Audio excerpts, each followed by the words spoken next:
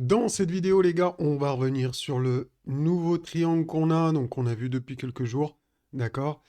On va également checker le Bitcoin, donc avec le logarithmique régression, voir où on en est sur la pattern, s'il y a un espoir de recovery ou pas du tout, donc on va voir ça ensemble. Euh, et on va faire du day trading, donc on va analyser le Bitcoin en unité super courte, enfin en day trading avec les indicateurs de day trading en unité 1 heure, donc pour du très court terme. Je sais que ça vous plaît, donc ça plaît à ceux qui font du trading, parce que pour les investisseurs, il n'y a aucun intérêt, bien évidemment. C'est là, on va parler vraiment dans du très court terme. Donc, on va également checker les liquidations sur Kingfisher, voir où sont les gros intérêts. Et là, il y a pas mal de choses à dire également. Donc voilà, si le sujet des crypto-monnaies t'intéresse, de l'analyse technique, abonne-toi dès maintenant, c'est super important. Comme ça, tu auras les notifications pour les prochaines vidéos. Et je pense que pour l'instant, c'est calme, mais après le calme vient la tempête et il y aura des grosses opportunités, comme vous le savez. Si vous êtes là, c'est que vous croyez aux crypto-monnaies. Et personnellement, bah, bien sûr que j'y crois à long terme, pas forcément à court terme, mais à long terme, on sait qu'on est sur des actifs exceptionnels. En tout cas, c'est ma conviction. Chacun sa conviction, il n'y a aucun problème. Si vous êtes, si vous pensez que ça va aller à zéro, etc. Je respecte votre point de vue, aucun problème. Enfin bref, donc je commence l'analyse, les gars. Voilà, nous voilà donc sur, eh bien, la congestion qu'on a. Rappelez-vous, cette trendline, on en avait parlé depuis super longtemps. Donc elle partait de là du mois de juin, du fin mai. Donc, elle a servi de résistance ici. Chaque flèche rouge, en fait, c'est quasiment un impact ou un test de la trendline ici.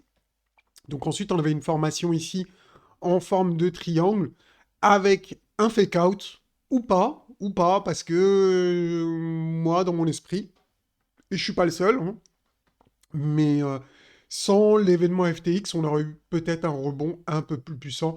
Moi, à la base, je pensais qu'on pouvait aller jusqu'aux 25 000, 24-25 000 pour aller tester cette résistance. Mais l'événement FTX bah, a fait qu'on est repassé de l'autre côté de la trendline, comme vous pouvez le voir ici, d'accord? Et là, actuellement, depuis 2 jours, on est sur la résistance donc de cette trendline. Donc maintenant, bien évidemment, il reste eh bien deux possibilités. Soit on casse la trendline par le haut, ou on retourne vers le support ici. D'accord? Peut-être pour faire un triangle qui casse à la baisse, ou pas, ou pas. On peut après casser à la hausse, vous le savez très bien. Donc là, c'est trop tôt pour eh bien, choisir un camp, je dirais.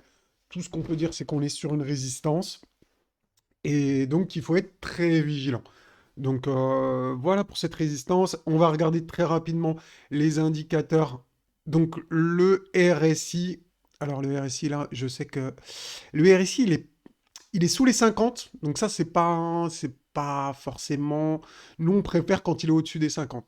Vraiment, hein, on préfère qu'il soit au-dessus de ces pointillés-là. Mais ici, ce qui est plutôt encourageant, c'est qu'on a une formation en double bottom ici, vous pouvez le voir.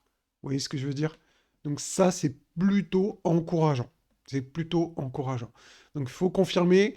Idéalement, il faudrait qu'on confirme ici et qu'on arrive à rester au-dessus des 50 de RSI pour vraiment valider une tendance, eh bien, une tendance moyen terme. On va dire court terme, moyen terme. Donc là, parce que c'est le RSI étant une journée, en un jour, d'accord? Donc c'est important de le souligner ici. Eh bien, le MACD, les gars, je dirais qu'il n'y a pas grand-chose à dire, en fait, finalement. Il est dans une congestion. Donc, en fait, un peu une sorte de triangle, si vous voyez ce que je veux dire. Non, c'est à peu près le délire. Donc ça, c'est un signe d'indécision. On peut pas en tirer de conclusion. En tout cas, moi, perso, j'en tire rien du tout du MACD. Aujourd'hui, peut-être que la prochaine fois, eh bien, il sera un peu plus parlant, mais aujourd'hui, il n'y a rien à dire. Donc, en tout cas, attention, hein, on est sur une résistance. Et bien évidemment, tant qu'on ne l'a pas cassé, on va dire que la balance penche un peu plus du côté du retracement. Mais voilà, tant qu'on ne l'a pas cassé. Donc voilà, des fois, le trading, c'est un peu binaire et il faut l'accepter comme ça. Enfin bref, on va revenir sur du long terme, les gars. Et là, on voit qu'on a touché. Bon, moi, je vous en ai parlé la dernière fois, mais il y a tous les jours des nouveaux sur la chaîne. Donc, je fais une petite mise à jour et puis ça fait pas de mal pour un petit rappel de temps en temps, je pense. En tout cas, n'hésitez pas à me dire si je suis trop répétitif ou si ça fait toujours du bien, eh bien, de confirmer ce que l'on sait déjà. Donc, regardez ici, là, on va parler du scénario là, d'accord? Éventuellement, je dis pas que c'est le cas, je dis qu'on est en train de surveiller cette hypothèse ici, que nous soyons ici, ok? Alors, regardez bien, ici, c'est ce qu'on appelle un spring. On sort du range par le bas, mais si vraiment le marché devient haussier, qu'est-ce qu'on doit voir? Donc, on se prépare à un scénario. On ne dit pas que ça va arriver, on s'y prépare, tout simplement, rien d'autre. Regardez, ce qu'on veut voir, si le marché se retourne, c'est de réintégrer le range, de revenir tester le support et ensuite d'aller s'attaquer donc à il y a toutes ces résistances ici, il y a la trendline là, il y a ici une résistance, etc., etc. Donc il y a tout ce boulot à faire. Et n'oubliez pas que cette trendline ici, elle est super importante. Donc ça fait longtemps que je vous l'ai pas redit. Donc je vais le redire. Donc ça va servir au nouveau, bien sûr. Donc regardez ici, c'est ce qu'on appelle, enfin c'est ce que j'appelle en tout cas moi, la trendline de bear market. Donc ici, je suis en échelle logarithmique et regardez bien, dès qu'on a cette résistance logarithmique, dès que vraiment on la casse, en général, le bear market est terminé, comme on peut le voir ici.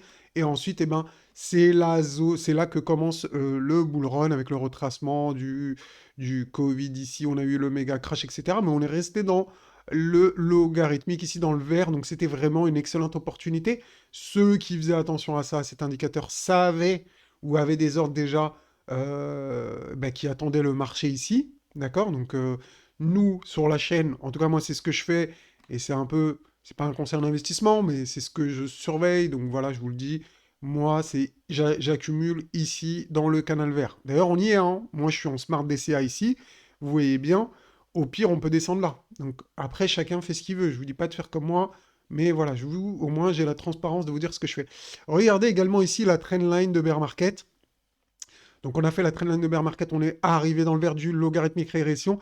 Et ensuite, eh bien, on a cassé cette trendline de bear market.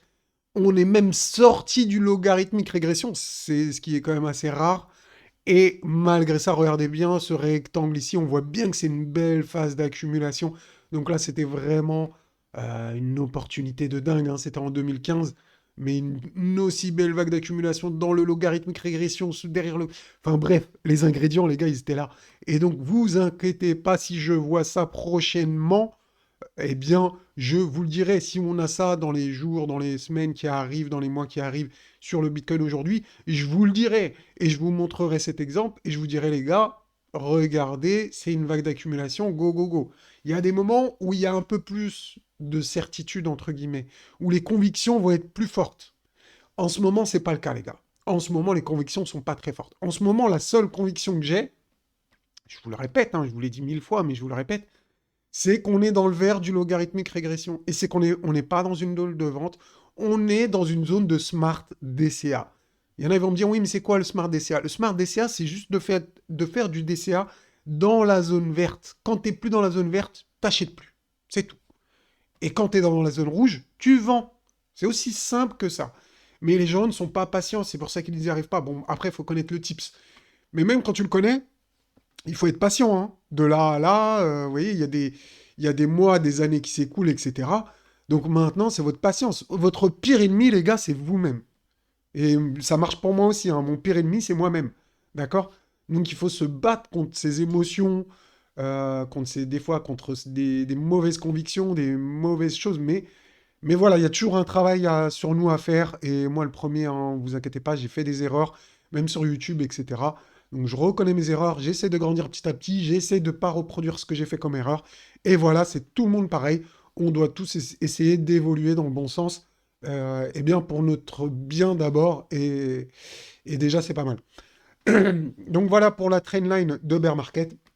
Vous pouvez le voir, ça marche super bien avec le logarithmique régression en essayant de détecter une vague d'accumulation sur le wake-off, etc. Eh bien, on a les ingrédients, les gars, pour s'en sortir pour le prochain bull run. C'est ça que je vais vous faire dire. Vous inquiétez pas, soyez patients et ça paiera. Juste, ne faites pas n'importe quoi, ne cramez pas votre capital, ayez du cash, ou en tout cas, faites du Smart DCA ici, mais gardez du cash, hein, bien évidemment. C'est super important pour votre réussite, vraiment.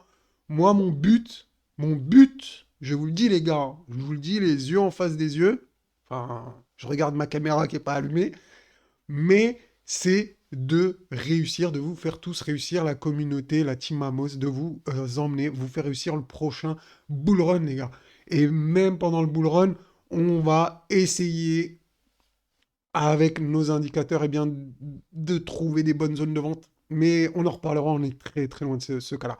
Bref, maintenant je vais aller sur du très court terme, les gars. On va faire du très court terme. Bon, c'est le week-end, c'est pas forcément le plus pertinent le week-end. J'ai déjà eu des faux signaux, etc. Je vous le donne quand même, mais prenez ça avec des pincettes. Donc rappelez-vous, hier, on parlait de la box bleue. Et bah, vous voyez comment c'est résistant quand même. Euh, Ici, on a eu un impact un peu loin, mais bon, on peut le considérer quand même comme un retest. Même si c'était loin, on a vu qu'il y a eu un retracement. Ici, bah là, c'est extrêmement visible. Vous avez vu, hein, c'est clair et net. On a touché la box bleue, boum, direct. Il n'y a pas eu de négociation, c'est retombé tout de suite. Donc voilà. Donc la box bleue en intraday, elle est pertinente, etc. Il n'y a pas de souci, hein, on peut le voir ici. Bah, la box bleue a servi de résistance, boum. Ça marche quand même assez bien. Enfin, ça marche bien. Maintenant, ça marche pas à tous les coups. C'est ça que je vais vous dire aux débutants qui pensent que tout est magique, que je suis une liseuse de bonne aventure, comme on dit, que là, j'ai fini mon café, je regarde la mare de café, je vais vous dire ce qui va se passer. Non, bien évidemment, non. Donc voilà. Enfin bref, regardez là ici, les gars. Donc là, ça a servi de support ici. On voit bien. Je vois qu'il me fait des trucs bizarres, le truc. Enfin bref. Regardez là, ça a servi de support. Là, on est sur le tunnel. Là, pour l'instant, on est en trader. C'est pas baissier. Franchement, c'est pas baissier. On est au-dessus des 52 RSI. C'est pas baissier. Mais moi, je validerais un retournement baissier si on casse cette ligne de support ici, les gars. Enfin, le bas du rectangle, comme vous pouvez le voir. Vous voyez ici. D'ailleurs, je vais le baisser, le rectangle, pour pas qu'il y ait d'ambiguïté, pour être précis. Regardez. Donc, ce qui pourrait s'avérer. Donc, soit c'est une vague de réaccumulation, soit c'est une vague de distribution. Euh, pour l'instant, je me prononce pas. On est sous la résistance. Ça peut être une vague de distribution. Voilà pour le rectangle. Donc, le trading range, il est ici. Là, on arrive dans le haut du range. Donc, attention, on sait qu'on a une résistance. On l'a vu tout à l'heure. On l'a vu ici. On est sur la résistance également. Donc, attention, si vraiment on casse, bon, bah, tant mieux. Moi, je fais du Smart DCA. Donc, si ça casse par le haut, bah, forcément, je serai content. J'aurai des positions qui seront en profit, etc. Mais pour l'instant, méfiance, les gars. En intraday, c'est plutôt haussier. Mais si ça commence à se retourner, qu'on passe sous la box bleue se termine à 16 450. J'arrondis, hein, je donne un chiffre rond, on va pas chipoter pour 20 points. Donc 14 450 points. Si on passe en dessous, bah méfiance. On serait dans une tendance intraday baissière. Et si on passe en dessous, eh bien, du rectangle, ici, faites très attention, ça pourrait nous donner un signal vraiment de baisse beaucoup plus puissant qui pourrait, eh bien, ramener le Bitcoin vers les 16 000 dollars. Donc c'est important de vous le dire ici. Et regardez aussi le RSI, il est au-dessus des 50. Donc pour l'instant, la tendance intraday, elle est haussière, les gars.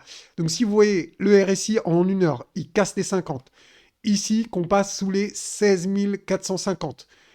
Faudrait être très méfiant. Et si bien évidemment les 16 300 cassent, là, faudra faire très attention. On aura un risque de retracement beaucoup plus élevé.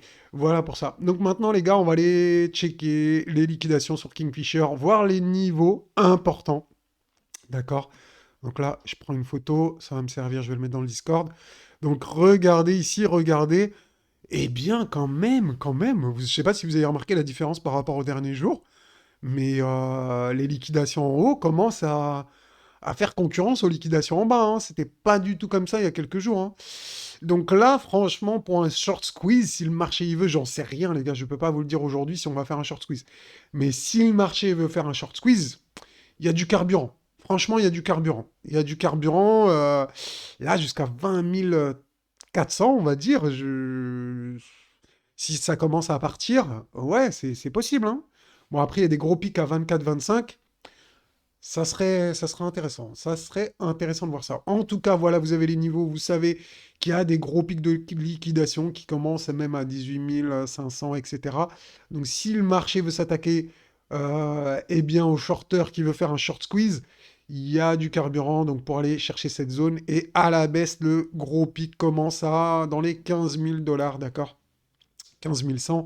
Donc là, ça commence et ensuite, bon, on va jusqu'à 11 000. D'ailleurs, 11 000, regardez, c'est le bas ici du logarithmique régression. Donc ça serait un support incroyable. En tout cas, croyez-moi que je ferai du TCA dans cette zone avec grand plaisir. Donc voilà pour cette vidéo, j'espère que ça vous aura plu. Si c'est le cas, les gars, envoyez de la force en masse. Envoyez de la force en masse, n'hésitez pas, ça serait avec grand plaisir. Merci à vous, je vous souhaite un bon week-end et je vous dis sûrement à peut-être dimanche si vous m'envoyez tellement de force que je serai obligé, ou lundi si vous n'êtes pas très très très chaud. Voilà, voilà, ciao ciao.